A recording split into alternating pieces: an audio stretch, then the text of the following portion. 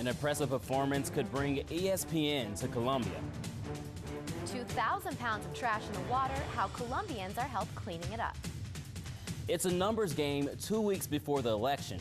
KOMU 8 News at 9 starts now. From Studio 8A, coverage you can count on. This is KOMU 8 News at 9 on the CW. The Tigers are undefeated tonight and have a shot at the national spotlight next week. Good evening, I'm Hillary Mullen. Good evening, I'm Rico Bush. Thanks for joining us. Missouri beat Texas A&M today 30-9. The Texans are now 6-0. The strong win improves Missouri's chance of hosting ESPN's college game. We bring you more details on a developing story tonight. A Mid-Missouri bank has joined the 132 U.S. banks seized this year by the FDIC. Yesterday, the FDIC took control over Jefferson City-based Premier Bank.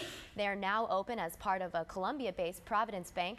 Tomorrow night's 8 on Your Money report will look at the takeover in more detail. You can find a link on our website. Go to KOMU.com. Columbia's Public Works Department joined with several other local groups, organizations, and volunteers for the 7th Hinkson Clean Sweep today. Volunteers signed in, geared up with gloves and rain boots, and jumped in the water to get all the trash out of the creek. Organizers split the river into 6 different areas, and each group tackled a different spot. More than 25 people gathered at the Big Bear Park to clean that section of the creek. One participant says the trash in the creek has a bigger impact than people may think. 400 people worked on the entire project and gathered about 2,000 pounds of trash. The clean sweep happens once every year, but organizers urge people to keep the creek clean all year long. Runners took to the Stevens Lake Park for the Walk Me Home to the Place I Belong 5K walk and run. The event raises money for foster parents, and more than 100 people came out for the run at 10 this morning. Families enjoyed other activities in addition to the run.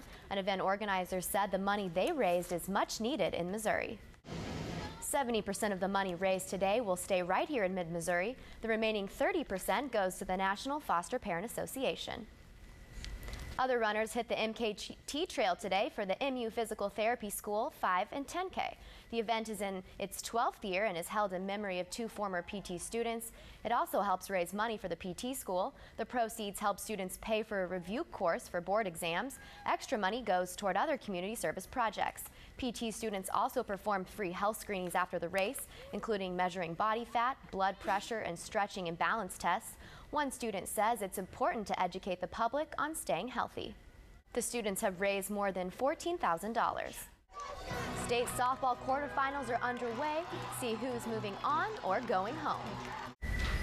Welcome back. How do you make a living in the past? KOMU 8's Katie Kokenauer shows us how one man does it while others get a glimpse at history.